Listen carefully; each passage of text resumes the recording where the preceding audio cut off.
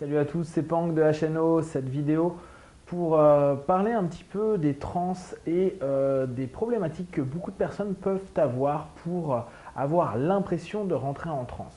Alors, j'ai beaucoup de mails qui me parviennent avec souvent cette question de savoir si moi je pouvais les entraîner dans des trans, sachant que soit au travers de l'auto-hypnose, soit au travers de l'hétéro-hypnose, ils n'ont pas réussi à vivre une transe hypnotique. La plupart du temps, je réponds la même chose à tout le monde, c'est que tout le monde vit des trans. On peut reparler des daily trends de manière constante, c'est-à-dire que quand on regarde un film, qu'on a une émotion, on est en transe. Quand on lit un livre et qu'on est complètement absorbé par le livre, on est en transe. Quand on est en train de rouler en voiture, on est en transe. Quand on est dans un train et qu'on ne voit pas notre station, on est en transe. On a des trans à longueur de temps. Maintenant, ça sous-entend que toute personne entre dans des trans. La plupart du temps, le questionnement arrive de ouais, mais je suis pas sûr que j'en vis une. Le constat, parce qu'on n'a pas de cadre de référence, hormis, bah voilà, tu as les yeux dans le vague, ta pensée part quelque part pendant que quelqu'un te parle, tu es en transe. C'est un point de référence, mais pour la plupart des gens, vu qu'ils ont une perception extérieure que en hypnose de scène ou dans les séries ou même souvent ou parfois dans des hypnoses en thérapie, les personnes partent très loin, c'est-à-dire on a l'impression qu'elles ne sont plus connectées à elles-mêmes ou en tout cas on a une perception extérieure qui est vraiment très particulière, voire même leur feedback. Hein. Je me souviens plus de ce qui s'est passé, je me souviens que j'étais loin, j'ai eu du mal à me reconnecter à mon corps. En tout cas pendant la session, après il n'y a pas de souci.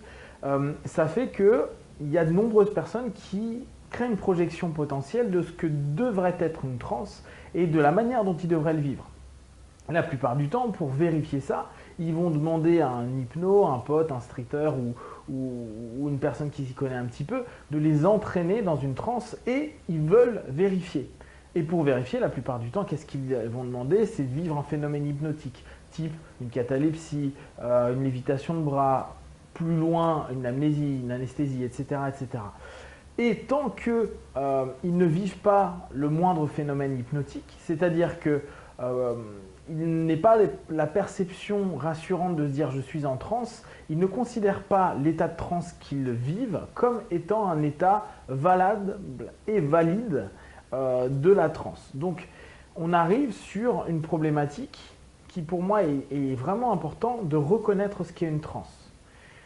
Si vivre une expérience avec des retours type juste de l'apaisement ou des idées plus claires ou une façon de se déstresser ne valide pas pour certaines personnes une transe, ils vont attendre un phénomène hypnotique. Or, si on attend un phénomène hypnotique, on va avoir une dissociation entre ce qui est vécu et ce qui est vu et analysé. Et le problème, ça va être vraiment cet aspect-là. C'est-à-dire que, ce que j'explique à la plupart des personnes, on ne peut pas vivre une transe si on ne lâche pas prise. On ne peut pas vivre une transe avec des phénomènes hypnotiques, hein, en l'occurrence, si on n'est pas complètement dans l'action de vivre cette transe. La plupart du temps, les personnes qui sont dans le doute des trans vont vouloir analyser ce qui est en train de se passer. C'est-à-dire que vu qu'ils ont vu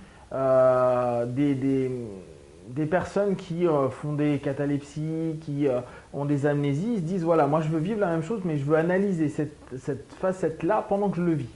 Or, si vous êtes en train d'utiliser votre trans conscient-subconscient en exacerbant la notion consciente, on n'est plus dans une transe d'équilibre. Et si on n'est plus dans une transe d'équilibre, il y a de fortes chances qu'on n'arrive pas à percevoir ce que le subconscient va nous proposer.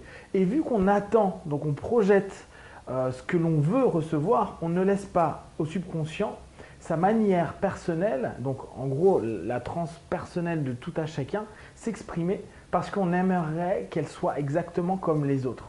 En gros, beaucoup de personnes attendent que quand on leur fait une instant, ils tombent, vraiment comme on peut le voir en hypnose de scène ou même parfois en cabinet ou dans la rue. Ils veulent que limite il y ait une amnésie, qu'ils soient complètement déconnectés. Or, s'ils ont cette attente-là, ça se trouve, eux, leur transe par rapport à leur personnalité, par rapport à leur histoire, va simplement leur apporter une détente ou peut-être simplement une hyper connexion à leur corps, c'est-à-dire vont davantage sentir plein de parties de leur corps. Ça se trouve, ils vont entendre plus de choses, mais ça, ils ne vont pas le tilter parce qu'à ce moment-là, ce n'est pas l'attente qu'ils ont. Et cette dissociation qu'il va y avoir est problématique parce qu'ils n'écoutent pas leur transe, n'écoutent pas leur subconscient. Le conscient est tellement dans l'attente de quelque chose, donc on revient sur le principe dont je vous avais parlé qui est l'attente excessive. L'attente excessive va tuer complètement le fait de vivre l'action parce qu'on ne sera pas en train de vivre notre transe, on sera en train d'observer la manière dont on peut vivre notre transe. Et donc dans ce cas-là, on ne sera plus du tout dans la capacité d'être dans la transe. Sachant que très souvent, quand on parle d'hypnose ou de méditation et autres, on parle de connexion dans l'instant présent. Or, si on devient analytique de l'instant présent, on se dissocie de l'instant, donc du phénomène, donc de l'ensemble des émotions, perceptions physiques, psychiques et autres qui peuvent émerger.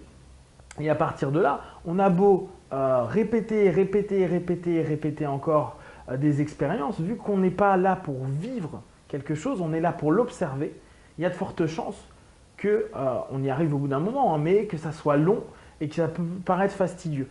Je m'étais aperçu, et d'ailleurs si on lit un petit peu les bouquins d'hypnose un peu historiques, je reprends la notion d'Esdel. Esdel, il paraît que ça pouvait durer 6 heures, 10 heures, des passes au-dessus d'une personne. Qu'est-ce qui se passe si pendant ne serait-ce qu'une heure ou une heure et demie, un hypno sur une personne qui est hyper dans la résistance, entre guillemets, dans la résistance consciente, c'est-à-dire je veux obtenir tel résultat et qu'il ne se passe rien. Il va se passer quoi? Une frustration, des émotions qui vont monter, peut-être même de la colère et plein d'émotions qui vont remonter. C'est-à-dire que le subconscient va commencer à se laisser aller de plus en plus. Plus il y aura cette notion et plus le conscient va lâcher, mais il ne va pas du tout lâcher de la manière dont on croit et dont on pense. D'ailleurs, de mémoire, Erickson avait une manière de faire qui était assez amusante où il parlait de tout et de n'importe quoi, il parlait de son chien, de son fils qui grandit, de ci et de ça, pour que la personne qui soit en attente d'une forme de transe lâche simplement le conscient un moment, en n'ait rien à faire, c'est-à-dire qu'en gros il lâche prise. Bon, en gros il ne va rien se passer pendant cette séance, c'est pourri, je viens de payer X centaines de dollars, c'est nul, il ne se passera rien, et donc le conscient n'attend plus rien. S'il n'attend plus rien, au bout d'un moment, le subconscient peut commencer à se faire entendre par le conscient, qui lui est juste devenu un état réceptif potentiel des émotions, de l'ensemble des éléments qui se trouvent dans le subconscient. Et ce lien-là va permettre de vivre une transe, plus ou moins profonde, mais il va vivre quand même une transe. Et c'est souvent ça qu'on pourrait proposer aux personnes qui veulent absolument vivre une transe, c'est ok, trouve un hypno qui est prêt à faire pendant 2 heures des inductions, des deepeners. Alors, il faudra savoir qu'il va y avoir quoi? Des variations émotionnelles de dingue, parce qu'il va y avoir de la frustration, ah mais j'arrive pas à le vivre, c'est pas possible. Le conscient qui se bat en fait, et il se bat la plupart du temps. Pourquoi? Parce qu'il ne veut pas lâcher prise. Alors, le lâcher prise et l'hypnose, pour moi, c'est quasi nécessaire. Et c'est pas ne pas être mental. C'est pas, il ne faut pas mentaliser les choses ou intellectualiser. Non, non, non. C'est arrêter la projection potentielle de ce que je veux attendre à la place de prendre conscience de ce que je suis en train de vivre. En gros, vis l'instant présent à la place de projeter l'instant présent que tu aimerais vivre. Donc en gros, un instant qui n'existe pas vu que tu n'es pas en train d'accueillir ce que tu es en train de vivre. Et la question et les questions que je pose la plupart du temps aux personnes qui me disent « Non mais moi définitivement je n'arrive pas à rentrer en transe », ce qui pour moi est impossible étant donné que tout le monde rentre en transe, je leur pose des questions clés. Donc si c'est votre cas, simplement interrogez-vous sur quel est votre rapport au lâcher-prise. Quand je dis lâcher prise, posez-vous la question de ce que ça ferait dans votre vie si à un moment ou à un autre vous ne pouvez plus rien contrôler. Quand je dis plus rien contrôler, vous ne contrôlez ni votre corps, ni votre esprit, ni vos idées, ni rien. Imaginez ce que ça donne quand vous devez tout lâcher et que vous devez simplement subir tout ce qui se passe. Quand j'utilise le mot subir qui n'est pas très agréable, c'est un peu ce qui peut se passer avec votre subconscient qui d'un coup va pouvoir émerger un ensemble d'idées, d'informations, d'éléments qui ont été gardés et contrôlés parce que on n'est pas prêt à l'écouter, parce que ce n'est pas le moment, parce que ce n'était pas la situation, etc., etc. Imaginez que d'un coup, vous faites submerger par des émotions, des sensations, des perceptions, des choses que vous ne contrôlez pas. Et qu'à la place d'avoir un phénomène hypnotique comme, on va dire, une catalepsie ou quoi, des trucs basiques, hein, catalepsie ou lévitation du bras, à la place de ça, vous avez des pleurs, des rires nerveux, le corps qui gratte, je dis n'importe quoi, plein d'éléments où en fait, il y a un phénomène qui est en train de se passer, type une énorme chaleur qui arrive. Je ne comprends pas, je commence à avoir très très chaud et vous sentez vraiment une énorme chaleur et votre phénomène, alors que la température est la même, alors qu'il n'y a rien de spécial qui se passe, vous êtes en train de vivre un phénomène, une chaleur excessive alors que dehors il fait 10 degrés ou 15 degrés, transpirer ou être essoufflé d'un coup, en gros avoir un phénomène physiologique qui est en train de répercuter d'une manière ou d'une autre ce que le subconscient a à traduire, mais pas du tout orienté par ce que l'opérateur propose, ce qui peut arriver de temps à autre. Et quand on commence à lâcher prise, quand on commence à lâcher, et ça on peut le voir même de temps à autre en street, on se rend compte qu'il y a des personnes qui d'un coup vont avoir des larmes, avoir des débuts d'émotions qui vont remonter parce que à ce moment-là, c'est comme si on avait ouvert une porte où le subconscient, il peut enfin parler, enfin être écouté. Or, la plupart des personnes qui ne partent pas dans des transes ou qui, paradoxalement, ou qui partent dans des transes ultra profondes, complètement clos et où on n'arrive pas à dialoguer avec, c'est une manière de s'échapper et d'éviter d'écouter, de voir et de percevoir ce qu'il y a à l'intérieur du subconscient. Donc, à partir de là, on se rend bien compte que la notion de qu'est-ce que tu vas vivre si tu lâches. Imaginez-vous qui ne vivait pas de phénomène hypnotique jusqu'à présent. Imaginez simplement si vous en viviez plein. Et je ne vous dis pas simplement vivre ceux qui sont orientés par votre opérateur, même si on estime que la voix de l'opérateur devrait pouvoir vous driver là où ça devrait aller. Si on voit autant de remontées émotionnelles dans des spectacles d'hypnose de personnes qui ne sont même pas montées sur scène, mais qui sont en train d'écouter une séance, une session, un jeu, et qui après peuvent avoir des rires, des pleurs, de la nervosité et différents feedbacks, c'est parce qu'à un moment, ils sont rentrés dans une transe où ils n'ont pas réussi ils ont complètement lâché, parce qu'ils se disent c'est un moment où je peux lâcher, pas forcément quand on est assis à regarder un spectacle, pour autant, on est quand même en train de suivre un spectacle qui est dit hypnotique, donc avec une sémantique, une façon de faire qui entraîne la possibilité au subconscient de davantage être écouté par le conscient. Le fait en plus de le voir va permettre d'avoir un approfondissement et une confirmation potentielle, une ratification de ce que l'on a le droit de vivre et que l'on peut vivre. Et on s'aperçoit que des personnes qui parfois ne sont pas montées sur scène, mais qui voient le spectacle, vont vivre des remontées émotionnelles ou même des feedbacks quasi similaires à ce qui est proposé comme suggestion directe sur scène. Donc, imaginez si d'un coup, vous qui avez l'habitude de contrôler vos vies, contrôler vos émotions, contrôler vos pensées, à ce moment-là, on vous dit « Ok, maintenant, tu ne contrôles plus rien. Maintenant, tout ce que tu vas vivre dans cet instant-là, ça va être ce que moi, petit homme, petit opérateur, je vais te proposer. » Et c'est là où je veux vraiment que les personnes puissent prendre conscience. On ne peut pas, nous, opérateurs, hypnothérapeutes ou n'importe quel praticien avec de l'hypnose ou pratiquant avec de l'hypnose, vous emmener là où vous ne voulez pas aller. Et même si votre conscient veut aller quelque part, peut-être que votre subconscient, dans ce lâcher potentiel que vous pouvez faire, n'est pas prêt. Parce que derrière, il y a de la peur, il y a de la crainte, il y a plein de choses dans votre passé qui peuvent ressurgir de manière positive ou un peu moins positive, en tout cas avec plus de mouvement. Et ce n'est pas pour moi aujourd'hui la qualité de l'hypno, bien que effectivement si techniquement il connaît des petits trucs en plus pour vous permettre de lâcher prise ou pour vous permettre de vous connecter à vous d'une certaine manière, ça peut être un plus. Mais n'oubliez pas, qu'importe le niveau de la personne qui va vous faire une session, ça reste vous et vous seul qui êtes maître de tout ça, c'est-à-dire de est-ce que je suis prêt aujourd'hui, dans cet instant, avec cette personne-là, dans cet environnement-là, à lâcher. Et on ne sait pas ce qu'on va lâcher. Alors bien sûr, quand on est orienté dans du fun, comme dans l'hypnose urbaine, quand on est dans la rue, etc., logiquement, on doit entraîner vers quelque chose de bon, de positif, etc. Sauf que, et je pense que vous l'avez pour certains vu avec des fins de spectacle d'hypnose de scène, certaines personnes qui peuvent faire des remontées émotionnelles moins positives après le spectacle. Le spectacle, tout s'est bien passé, ils se sont marrés, ils sont montés sur scène, etc. Et après, ils ont des espèces de bad trips qui peuvent arriver, pas tous, hein, il y en a qui se tapent des barres de rire et c'est génial, mais d'autres, pour X ou Y raison, leur vie fait que, ils remontent avec d'autres choses pas cool après, en sortant du spectacle. Et ça, c'est logique, sachant que votre subconscient a juste eu le droit de s'exprimer et d'être davantage écouté, parce que le conscient, toujours présent, hein, et qui peut analyser, mais n'est plus dissocié, n'est plus ok, qu'est-ce qui va se passer quand lui parle. Non, non, vous êtes en train de vivre les deux, c'est une vraie communication, un vrai équilibre dans votre transe. Donc, ne cherchez pas forcément un praticien où vous allez payer des dizaines ou des centaines d'euros pour aller le voir parce que soi-disant il est bon, il a aidé plein de monde ou il a hypnotisé des milliers de personnes. On s'en contrefout.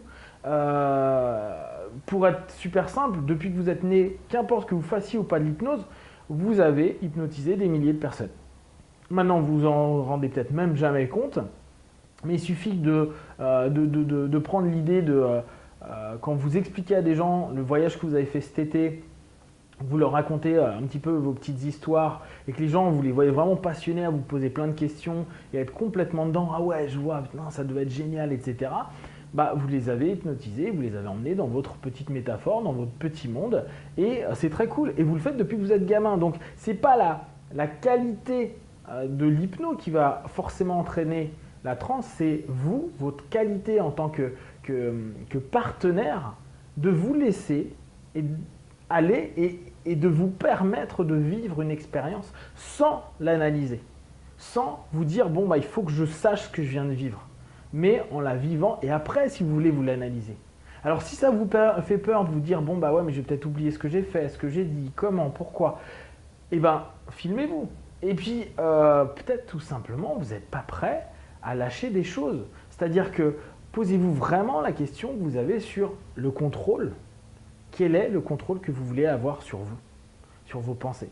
Il faut bien voir que beaucoup de personnes qui viennent en hypnose, alors surtout s'ils veulent être praticiens, veulent d'une manière ou d'une autre avoir une forme de contrôle sur autrui. On sait que ce n'est pas le cas, on sait que c'est une illusion, mais combien d'hypnos ont commencé à se dire « ouais, je vais trouver un moyen super pour amuser les gens, pour apaiser les gens ». Mais au bout du compte, pourquoi l'hypnose plutôt que la psychanalyse? Pourquoi l'hypnose plutôt qu'autre chose? Alors qu'on a tous grandi avec des images où on a eu l'impression qu'un hypno avait le contrôle sur quelqu'un d'autre. Et si, même si on ne se l'admet pas, parce que peut-être qu'on va se dire c'est malsain, c'est pas cool, mais non, moi j'étais pas comme ça, je ne veux pas prendre contrôle sur les autres. Bien sûr que non.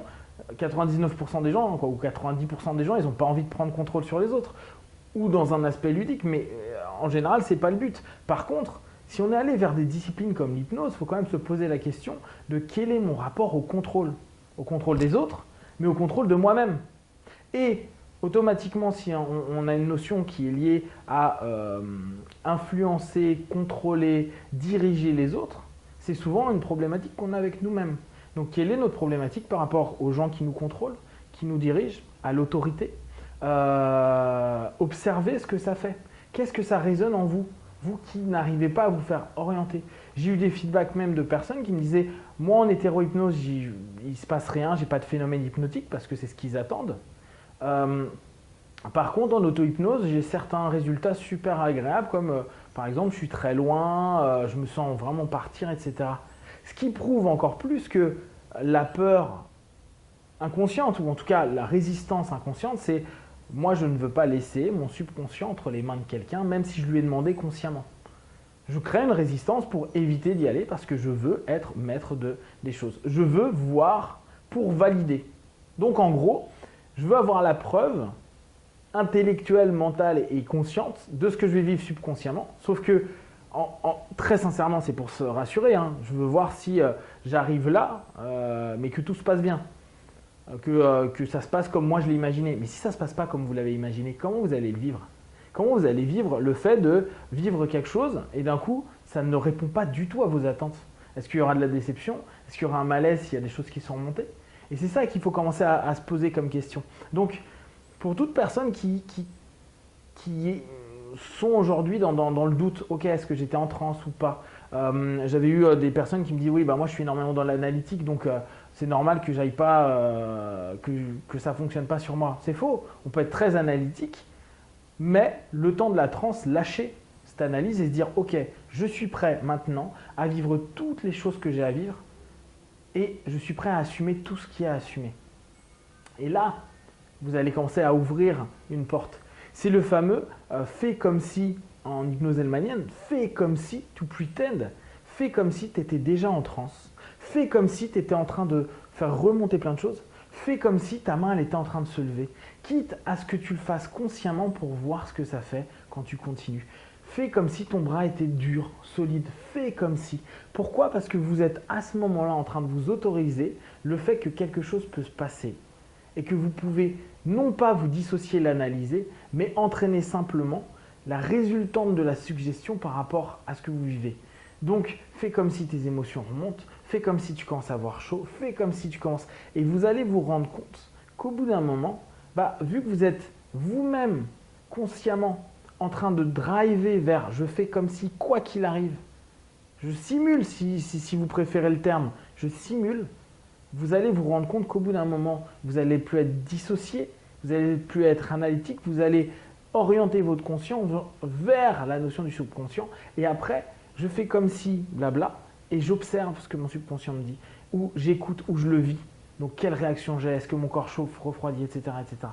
Et vous allez petit à petit pouvoir ouvrir quelque chose et vous permettre d'entrer dans des transes plus agréables, plus positives. Alors, simplement, ça va être la question de fond. Quel est mon rapport au contrôle? Quel est mon rapport au lâcher-prise? Suis-je prêt à lâcher prise? Posez-vous la question, est-ce que dans la vie, au quotidien, vous lâchez prise? Est-ce que vous voulez aller jusqu'au bout des trucs, tout comprendre jusqu'au bout? Est-ce que vous voulez vous lâcher rien parce qu'on vous a dit que c'était super bien de rien lâcher dans la vie? Est-ce que vous ne lâchez rien jusqu'à ce que ça vous obsède? Si ça vous obsède, ça veut dire que vous êtes incapable de lâcher prise sur des sujets. Mais imaginez si pour l'hypnose, je veux absolument vivre une catalepsie, un truc comme ça devient obsessionnel. Donc ça veut dire que vous n'avez absolument pas lâché prise à vous dire je vis ce que j'ai à vivre et aujourd'hui j'ai le droit de vivre ça et demain je vivrai autre chose. Non, vous êtes déjà en train de projeter qu'il faut vivre ça. Et est-ce que vous êtes souvent dans la sémantique de il faut, je dois? Posez-vous ces questions-là et posez-vous après la question de qui est-ce qui doit et faut, qui est-ce qui vous l'impose? Est-ce que c'est vous ou est-ce que c'est d'autres parties de vous ou extérieures? Et avec ces petits points-là, vous allez déjà pouvoir vous poser un paquet de questions sur comment vous réagissez par rapport à l'ensemble de ces éléments-là. Après, le lâcher prise, accepter de faire confiance à quelqu'un complètement, accepter aussi de vivre complètement une expérience et ne pas savoir ce qu'elle va vous apporter. C'est pas parce que 50 personnes sont parties comme des balles, d'autres ont été catatoniques, d'autres ont vécu, je ne sais pas, une hallucination, que vous devez vivre la transe de la même manière. Et là, c'est aussi parfois l'erreur de certains hypnos, de ne pas s'occuper de ceux qui ne vivent pas les trans de la manière la plus spectaculaire. Une personne qui simplement est incapable d'halluciner ou d'avoir une catalepsie peut très bien vivre un moment d'apaisement, de bien-être, de détente, de repos extraordinaire qu'il n'a jamais vécu d'une autre manière. Par contre, il n'y aura rien de spectaculaire, donc il est possible que ça ne convainque pas le partenaire qui a accepté de jouer le jeu et de vivre cet instant d'hypnose. Maintenant, c'est à nous, en tant que praticiens, de nous poser des questions. Et c'est à vous, en tant que partenaire, et à nous, quand on est partenaire, d'également nous poser des questions et se dire, ok, qu'est-ce que j'attends? Pourquoi j'attends absolument ça? Parce que quand on y pense, si vous attendez exactement d'avoir une catatonie, une catalepsie, une hallucination, n'importe quoi, comme le font tout le monde, c'est que c'est super rassurant. Et si ce n'est pas ça qui se passe, comment vous le vivez? Posez-vous cette petite question et laissez simplement mûrir, trouvez vos réponses. Moi, je n'ai pas de réponse pour vous. Juste, je vous rappelle qu'il y a personne, hormis vous, qui pouvez ouvrir ces portes, ou surtout entrer au travers de ces états. Éventuellement, nous, en tant que praticiens, on peut vous aider, vous soutenir, vous orienter. Après, c'est à vous de trouver des praticiens qui vous correspondent, une sémantique qui vous correspond, des rythmes qui vous correspondent, des énergies qui vous correspondent pour vivre cette expérience-là. Moi, il y a des gens qui vont détester comment je fais de l'hypnose, comment le rythme, ce que je fais, mon énergie, ce qui est totalement normal. Comme moi, je déteste certaines manières de faire, ça ne me parle pas et je partirai jamais. Je me laisserai jamais partir sur une voie de certaines personnes ou en la présence de certaines personnes. Pourquoi? Parce que moi aussi, j'ai mon travail de contrôle, etc. Et me dire, mais ça va pas. Jamais me fera partir en transe. Entre guillemets, je serai en transe. Mais je n'accepterai pas forcément l'ensemble des suggestions proposées. Même si je vais être dans une transe. Donc je serai dans une transe plutôt fermée, non exploitable pour mon partenaire. Ce qui est un petit peu chiant quand on est dans des formations. Et dans ce cas-là, il faut lâcher prise pour dire, ok, j'accepte dans ce cadre-là. Mais c'est à nous de nous poser des questions par rapport à tout ça. Si vous avez des questions ou autres, envoyez-moi un petit mail. Je n'ai pas la réponse pour vous, je vous donne juste mon point de vue. Si ça peut vous aider, et vous allez voir que ces questions-là, elles peuvent vous emmener très très loin, posez-vous les questions, trouvez vos réponses. Moi, je ferai au mieux pour vous orienter, vous donner des petits tips, à savoir que vous êtes unique, restez sur votre chemin, prenez ce qui est bon pour vous, retirez ce qui ne l'est pas. Si vous aimez cette vidéo et que ces idées, vous les partagez, eh bien, mettez un petit j'aime, un petit plus, partagez avec ceux qui ont la même logique que vous ou ceux avec qui vous voulez simplement diffuser tout ça. Et si ça ne vous plaît pas, comme d'hab, vous mettez de côté et puis vous passez à autre chose. Sur ce, prenez soin de vous. À très vite. Be one. Ciao.